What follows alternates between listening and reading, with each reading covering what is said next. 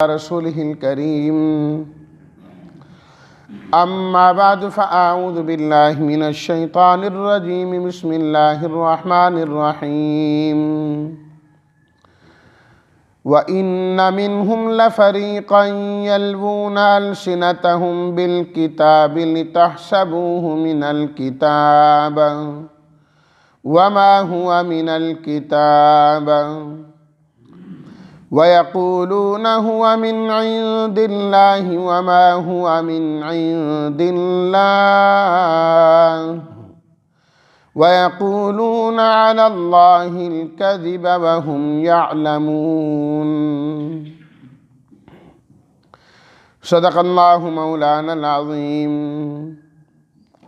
اللهم صل على سيدنا ومولانا محمد وعلى آل سيدنا ومولانا محمد وبارك وسلم لفریقا فریق جماعت کو کہتے ہیں، یلوونا کسی چیز کو توڑ موڑ دینا، مروڑنا، کج روی کرنا، السنتا لسان سے، لسان کا معنی ہوتا ہے زبان، السنہ اس کی جمع، لتحسبوہ تاکہ تم خیال کرو، گمان کرو اس کو، من الکتابی کتاب اللہ کا حصہ، کتاب سے، من عند اللہ اللہ کی جانب سے ہے، اللہ کی طرف سے ہے۔ ترجمہ، وَإِنَّ مِنْهُمْ اور بے شک اہل کتاب میں سے ایک جماعت وہ ہے جو اپنی زبانوں کو مروڑتے ہیں کتاب میں تاکہ تم سمجھو کہ وہ بھی کتاب کا حصہ ہیں، وَمَا هُوَ مِنَ الْكِتَابِ حالانکہ وہ کتاب کا حصہ نہیں ہے، اور وہ کہتے ہیں کہ یہ اللہ کی طرف سے ہیں، وَمَا هُوَ مِنْ عِنْدِ اللَّهِ حالانکہ یہ اللہ کی طرف سے نہیں ہے، اور وہ کہتے ہیں اللہ پر جھوٹ، اور وہ جانتے بھی ہیں اس بات کو۔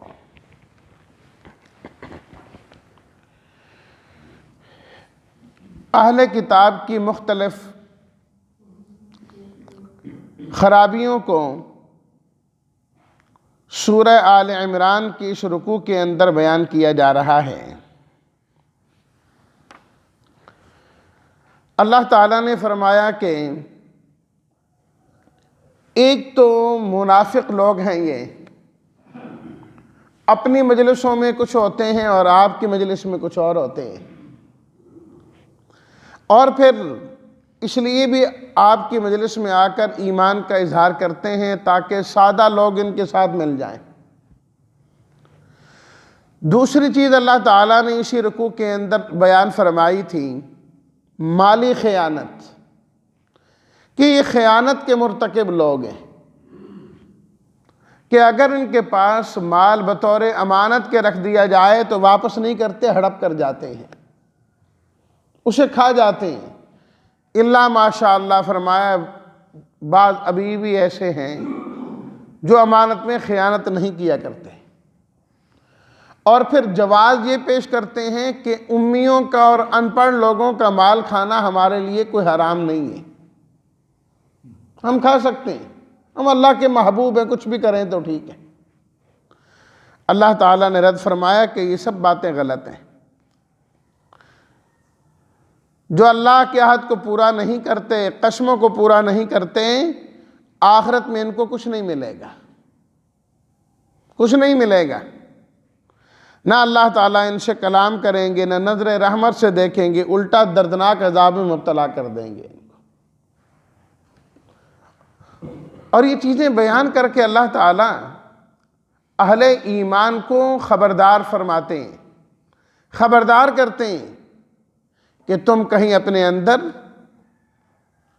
ان ملعون لوگوں کی اور ان لوگوں کی جن پر اللہ تعالیٰ کا غضب ہوا ان کی چیزیں اپنے اندر نہ پیدا کرنا، کیونکہ انہی چیزوں کی وجہ سے ان پر اللہ کا غضب اترا، اللہ کی لعنت آئی، دردناک عذاب ہوا، تم نے بھی اگر وہی کیا تمہارے لیے بھی وہی کچھ ہوگا، وہی کچھ تمہارے لیے بھی ہو جائے گا۔ اس لیے ہرگز یہ کام نہیں کرنے۔ اور آپ علیہ الصلوۃ والتسلیمات نے واضح طور پر فرما دیا، آیت المنافق ثلاث، اذا حدث کذب واذا وعد اخلف واذا اؤتمن خان۔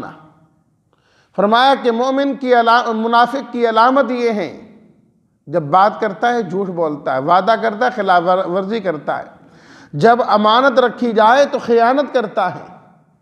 اور دوسری روایت میں فرمایا کہ منافق کی 4 علامتیں ہیں، 3 یہی بیان فرمائیں، اور فرمایا چوتھی یہ ہے وَإِذَا خَاصَمَ فَجَرَ، جب اس کا کسی سے جھگڑا ہو جائے تو گالم گلوچ پہ اتر آتا ہے وہ۔ اور فرمایا جس میں 4 چیزیں علامتیں ہوں گی پورا منافق ہے، اور جس میں آدھی ہوگی آدھا منافق ہے، جس میں 1 ہوگی چوتھائی درجے کا منافق ہے وہ۔ تو اللہ رب العزت کے ہاں جو فیصلے ہیں وہ تو عقیدے کی بنیاد پر اور کردار کی بنیاد پر ہوتے ہیں۔ جو عقیدہ ہوگا، جو کردار ہوگا، اس کے مطابق جو ہے وہ اللہ رب العزت کی جانب سے فیصلہ آئے گا، اسی کے مطابق فیصلہ آئے گا۔ یہ نہیں کہ اہل کتاب نے یہ کام کیے تو اللہ تعالیٰ کی پکڑ ان کے لیے ہے۔ ان کی چیزیں اللہ ہمارے سامنے بیان کر کے ہمیں خبردار کرتے ہیں تمہارے اندر یہ چیزیں نہیں ہونی چاہیے۔ تو فرمایا مالی خیانت ان کے اندر پائی جاتی ہے، اس سے بچنا ہے۔ آج کی جو آیت ہم نے پڑھی سورہ آل عمران کی آیت نمبر 78، اس کے اندر اللہ تعالیٰ نے ان کی علمی خیانت کو بیان فرمایا کہ صرف وہ مالی خیانت کے مرتکب نہیں ہے کہ اس میں خرد برد کرتے ہیں، فرمایا کہ علمی خیانت کے بھی ان کے اندر پائی جاتی ہے۔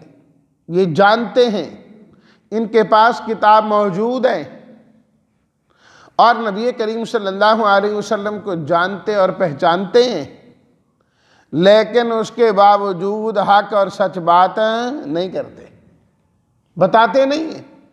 الذین آتیناہم الکتاب یعرفونہ کما یعرفون ابناءہم، فرمایا کہ یہ لوگ جن کو ہم نے کتاب عطا کی ہے وہ آپ علیہ الصلوۃ والتسلیمات کو اس طرح جانتے ہیں جس طرح اپنی اولادوں کو جانتے اور پہچانتے ہیں، اس طرح پہچاننے والے ہیں۔ لیکن کیا ہے؟ ایمان نہیں لاتے، ایمان نہیں لاتے۔ یہ علمی خیانت ہے، علم ہے پر مانتے نہیں ہیں۔ چلو خود نہ مانے اوروں کو بتائیں، اوروں کو بھی سچی بات نہیں بتاتے۔ لَا يَكْتُمُونَ الْحَقَّ وَهُمْ يَعْلَمُونَ، فرمایا جانتے بوجھتے ہوئے وہ حق کو چھپاتے ہیں۔ اور پیچھے ہم آیت نمبر 71 میں یہ بات پڑھ کر آئے وَتَكْتُمُونَ الْحَقَّ وَأَنْتُمْ تَعْلَمُونَ، فرمایا تم جانتے بوجھتے ہوئے حق پر پردہ ڈالتے ہو، حق بتانے کی کوشش نہیں کرتے۔ اور جو چیزیں واضح ہو جاتی لوگوں پر تو وہ اپنی طرف سے اس کے اندر گڑبڑ کیا کرتے تھے کہ اس کے اندر کوئی نہ کوئی تبدیلی کر دیں کہ تاکہ لوگوں کو کہیں یقینی نہ ہو جائے۔ کتاب کے اندر تحریف کرنا، رد و بدل کرنا، اور اپنی طرف سے لگایا ہوا لفظ تورات میں اس طریقے سے فٹ کرتے تھے کہ جس طرح تورات کا باقی حصہ پڑھتے نا اس کو بھی ویسے ہی پڑھتے تاکہ سننے والا یہ سمجھے کہ یہ تورات کی آیت ہی ہے یہ، حالانکہ آیت کہاں سے تھی؟ وہ تو اپنی طرف سے بنائی ہوئی تھی۔ اللہ اکبر۔ اب دیکھیے نا، حضرت اسماعیل علیہ السلام، حضرت ابراہیم علیہ السلام کے بیٹے ذبیح اللہ ہیں۔ ابراہیم علیہ الصلوۃ والتسلیمات نے ان کی قربانی دی۔ اب یہ بات یہودیوں سے ہضم نہیں ہوتی، وہ کہتے ہیں نہیں، ذبیح اللہ جو ہیں وہ حضرت اسحاق ہیں علیہ السلام۔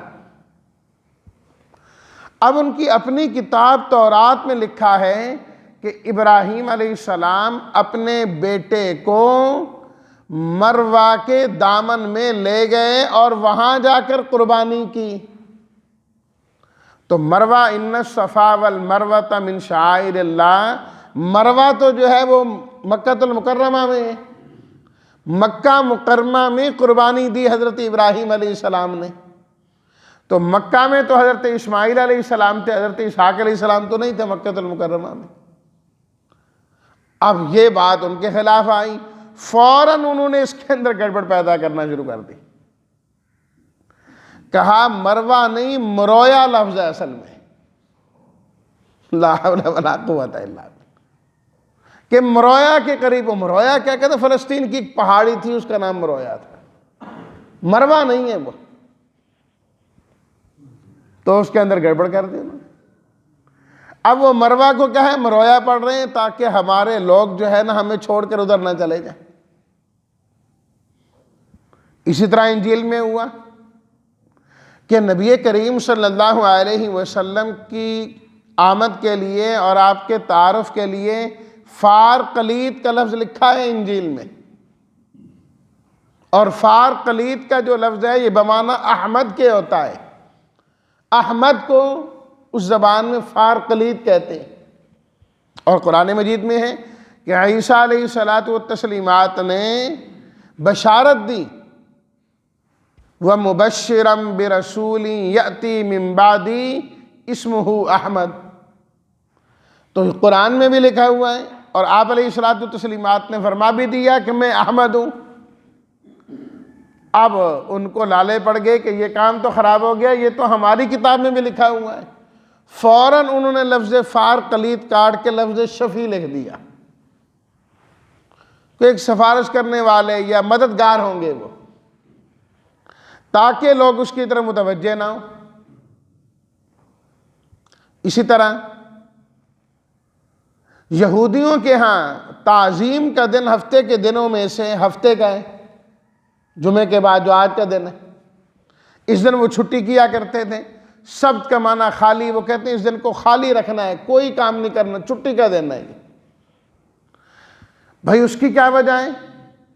کہنے لگے بات یہ ہے اللہ تعالیٰ نے آسمان زمین 6 دنوں میں پیدا فرمائے، قرآن مجید میں بھی لکھا ہے 6 دنوں میں اللہ تعالیٰ نے ان کو پیدا کیا، اس کے بعد اللہ تعالیٰ کو تھکاوٹ ہو گئی، فاستراح، نعوذ باللہ، آپ نے ایک دن آرام کیا، وہ ہفتے کا دن ہے کہ آپ نے آرام کیا، لہٰذا ہفتے کے دن جو ہے آرام کرنا چاہیے۔ اللہ نے 6 دنوں میں پیدا کیا، اس کے بعد اپنی طرف سے لفظ لگا دیا فاستراح، راحت کا، کہ اللہ تعالیٰ نے راحت کی تھی، آرام کیا تھا۔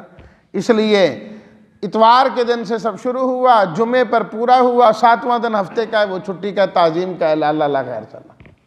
حالانکہ قرآن مجید میں اللہ تعالیٰ نے فرمایا ہم نے آسمان و زمین کو 6 دنوں میں پیدا کیا، وَمَا مَسَّنَا مِن لُغُوب، ہمیں کسی قسم کی کوئی تھکاوٹ نہیں ہوئی، اللہ تھکاوٹوں سے پاک ہیں، اس لیے تو فرمایا لا تأخذہ سنۃ ولا نوم، اللہ کو نیند بھی نہیں آتی، اونگ بھی نہیں آتی، نیند اسے آتی ہے، اونگ اسے آتی ہے جو تھک جایا کرتا ہے، اللہ نہیں تھکتا، اس لیے اللہ کو نیند بھی نہیں آتی، آرام کرنے کی ضرورت ہی نہیں ہے، تو اپنی طرف سے انہوں نے لگا دیا فاستراح، کہ راحت حاصل کی۔ اللہ اکبر۔ تو اللہ تعالیٰ نے فرمایا یہ سب ان کی علمی خیانتیں، علمی خیانتیں، تو ان سے بچنا ہے، ان سے بچنا ہے۔ اس لیے ہر کتاب ہر بات جو تورات میں لکھی ہے، انجیل میں لکھی ہے، اسے نہیں مان سکتے ہیں کہ یہ بھی آسمانی کتاب، رد و بدل کر دیا سب، انہوں نے رد و بدل کر دیا۔ قرآن مجید وہ واحد کتاب ہے جو 100% اصلی اور خالص ہے، ایک لفظ کی تبدیلی تو دور کی بات ہے، ایک حرف اور ایک نقطے کی تبدیلی بھی نہیں ہوئی اس میں، اور نہ ہو سکتی ہے۔ وَإِنَّ مِنْهُمْ لَفَرِيقًا يَلْوُونَ أَلْسِنَتَهُمْ بِالْكِتَابِ، فرمایا ان میں سے ایک جماعت وہ بھی ہے جو اپنی زبانوں کو توڑ موڑ کے کتاب کو پڑھتے ہیں، لِتَحْسَبُوهُ مِنَ الْكِتَابِ، تاکہ اے لوگو تم بھی یہ سمجھو کہ یہ کتاب کا حصہ ہے، یہ کتاب کا حصہ ہے، وَمَا هُوَ مِنَ الْكِتَابِ، حالانکہ وہ کتاب کا کوئی حصہ نہیں ہے۔ وَيَقُولُونَ هُوَ مِنْ عِنْدِ اللَّهِ، اور وہ کہتے ہیں کہ یہ اللہ کی طرف سے ہے۔ وَمَا هُوَ مِنْ عِنْدِ اللَّهِ، فرمایا وہ کوئی اللہ کی طرف سے نہیں ہے۔ سب کچھ ان کا اپنا بنایا ہوا ہے، اپنا بنایا ہوا ہے سب کچھ ان کا. جس طرح کہ ہم اسی صورت میں پیچھے جو ہے نا پڑھ کے آئے ہیں، غالباً آیت نمبر 24 میں، ذَلِكَ بِأَنَّهُمْ قَالُوا لَن تَمَسَّنَا النَّارُ، صفحہ 54 پہ، کہ یہ لوگ کیا کہتے تھے؟ ہمیں آگ نہیں چھوئے گی الا ایاما معدودات، مگر گنتی کے چند دن. کیوں؟ غرہم فی دینہم ما کانوا یفترون، جو اپنی طرف سے گھڑتے تھے اس نے ان کو دھوکے میں ڈالا کہ ایک چیز اللہ تعالیٰ نے نہیں فرمائی، اپنی طرف سے انہوں نے اپنے دین میں داخل کر دی، اور پھر اس پر عمل کر کے خوش ہوتے ہیں کہ ہم بڑے دیندار ہیں، دین پر چل رہے ہیں، دین پر چل رہے ہیں. اور آج بھی مسلمان بدعت کے معاملے میں ایسے ہی گمراہ ہوا، اپنی طرف سے ایک چیز کو دین میں گھسیڑ دیا، دین میں ڈال دیا، جس کا دور دور تک دین سے کوئی تعلق نہیں ہے، اور پھر اس کو اپنا کر کیا کہتے ہیں؟ ہم بڑے دیندار ہیں، ہم تو یہ بھی کرتے ہیں، ہم تو یہ بھی کرتے ہیں، ہم تو یہ بھی کرتے ہیں. ارے بھئی آپ یہ کرتے ہیں، پہلے تو یہ بتاؤ یہ دین ہے بھی صحیح ہے کہ نہیں ہے؟ آپ نے خواہ اس کو دین کا ایک حصہ بنا دیا کہ سال بعد جو ہے نا ایک محفل کرا دی نبی کریم صلی اللہ علیہ وسلم کے نام پر، اور اپنے آپ کو مسلمان کہلانا اور پکا مومن کہلانا شروع کر دیا کہ ہم سے بڑی محبت کرنے والا ہی کوئی نہیں ہے. پہلے تو یہ بتائیے کہ آیا یہ محبت کا طریقہ ہے؟ اس طریقے سے محبت تو یہ ہے کہ انسان کی زندگی کا ایک ایک قدم آپ علیہ الصلاۃ والتسلیمات کے طریقے کے مطابق ہو، اور زبان کبھی اللہ کی یاد سے اور نبی کریم صلی اللہ علیہ وسلم کی ذات پر درود شریف پڑھنے سے کبھی رکے ہی نہ. ہر وقت تذکرہ ہوں. مومن سالوں سال تذکرہ نہیں کرتا، سال بعد ایک مرتبہ، وہ دن رات صبح شام تذکرہ کرتا ہے، کیا کرتا ہے. وَيَقُولُونَ هُوَ مِنْ عِنْدِ اللَّهِ وَمَا هُوَ مِنْ عِنْدِ اللَّهِ وَيَقُولُونَ عَلَى اللَّهِ الْكَذِبَ وَهُمْ يَعْلَمُونَ. فرمایا کہ یہ اللہ پر جھوٹ باندھتے ہیں اور ان کو پتہ ہے کہ ہم جھوٹ باندھ رہے ہیں، یہ دین کا حصہ نہیں ہے. اور یہی تعویلات اور یہی چیزیں مرزا غلام احمد قادیانی نے کی. کہا جی کو جو قرآن میں لکھا ہے نا، وَمُبَشِّرًا بِرَسُولٍ يَأْتِي مِن بَعْدِي اسمہ احمد، تو کہا میرا نام احمد ہے نا، کہ غلام احمد ہوں میں تو غلام احمد ہوں. اللہ اکبر. وہ ہے نا کو لطیفہ یہ قسم کا. حضرت اعلیٰ شاہ صاحب بخاری رحمۃ اللہ علیہ نے فرمایا بھائی قرآن میں ہے وہ احمد ہوگا، تو غلام احمد ہے، یہاں تو احمد کا ہے.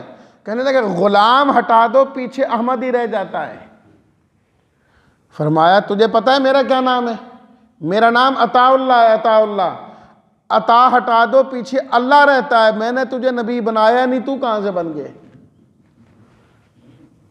کہ اللہ نبی بناتا ہے نا. فرمایا اگر یہ بات ہے غلام ہٹانا ہے تو ادھر عطا ہٹا دو، میں اللہ ہو گیا تو احمد ہو گیا. میں نے تجھے بنایا ہی نہیں نبی، تو کہاں سے بنا پھرتا ہے؟ نبی تو اللہ بنایا کرتا ہے.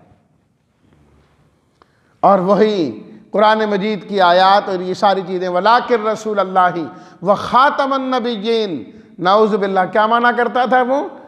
کہ آپ علیہ الصلاۃ والتسلیمات اللہ کے نبی ہیں اور آپ خاتم النبیین ہیں. خاتم معنی مہر، نبیین نبیوں کی مہر ہیں. جس پر آپ مہر لگاتے جائیں گے وہ نبی بنتا چلا جائے گا. نعوذ باللہ من ذالک. نقل کفر نہ باش. تو کہنے لگا میرے اوپر مہر لگا دی ہے نا، میں نبی بن گیا، میں نبی بن گیا. اب بتاؤ اس میں اور یہودیوں میں کیا فرق رہا؟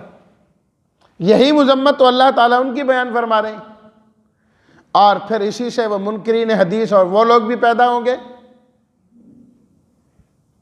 کہ قرآن مجید میں کیا ہے؟ نماز پڑھو، صلاح اللہ کی یاد ہے، بس اللہ کو یاد کر لو، اللہ اللہ خیر صلاح، باقی کوئی چیز نہیں. 5 نمازیں ارلم پرلم کوئی ضرورت نہیں. حج کیا ہوتا ہے؟ عالمی کانفرنس. بس عالمی کانفرنس ہو جائے حج ہو گیا، اللہ اللہ خیر صلاح. کوئی مکہ مدینہ جانا، عرفات مینا مزدلفہ جانا کوئی ضروری نہیں ہے. اور پھر بہت سارے باطنی فرقے ایسے پیدا ہوں گے کہ حج کا معنی ہوتا ہے زیارت کرنا. کہا جو ہمارا قائد اور ہمارا پیر ہے نا اس کی زیارت کر لو حج ہو جاتا ہے, حج ہو جاتا ہے بس. روزہ کا معنی کیا ہوتا ہے؟ ہمارا سردار ہمارا پیر جو بات کہہ دے نا اس کو چھپا کے رکھو, کسی کو نہ بتاؤ, یہ روزہ ہوتا ہے. کیونکہ روزے کے اندر بھی انسان اپنی چیز عبادت کو چھپاتا ہے, یہ پتہ نہیں ہوتا. لا حول ولا قوت الا باللہ. یہ ساری وہ چیزیں ہیں جو اہل کتاب سے اس امت کے اندر آئی ہیں, اور آپ علیہ الصلوۃ والتسلیمات نے پہلے ہی فرما دیا تھا لَتَتَّبِعُنَّ سُنَنَ مَنْ كَانَ قَبْلَكُمْ. فرمایا جو تم سے پہلے گزرے ہیں تم بھی ان کے نقش قدم پر چلو گے. فرمایا میری امت میں ایسے لوگ پیدا ہوں گے جو ان کے نقش قدم پر چلیں گے. فرمایا حتی النعل بالنعل, جس طرح جوتا جوتے کے برابر ہوتا ہے نا, دونوں پاؤں برابر ہوتے ہیں. فرمایا تم بھی اہل کتاب کے اس طریقے سے برابر ہو کر چلو گے. کیسی چیزیں پیدا ہوتی چلی جائیں گی, اور دن بدن ایسے فتنے پیدا ہوتے رہتے ہیں اور جنم لیتے رہتے ہیں, سامنے آتے ہیں. تو اللہ تعالیٰ نے ان کی یہ خیانتیں, اہل کتاب کی خیانتیں بتا کے ہمیں متنبع کیا کہ تم اس جیسی چیزوں میں کبھی نہ پڑنا. جو صاف ستھرا حکم اللہ نے قرآن میں دیا اور نبی کریم صلی اللہ علیہ وسلم نے احادیث سے اس کی تشریح فرمائی, اسی کو مضبوطی سے تھامو گے تو اللہ تعالیٰ تمہارا بیڑا پار فرما دیں گے. اللہ تعالیٰ ہم سب کو خالص توحید نصیب فرمائیں اور خالص سنت پر عمل کرنے والا بنائیں. وآخر دعوانا ان الحمد للہ رب العالمین.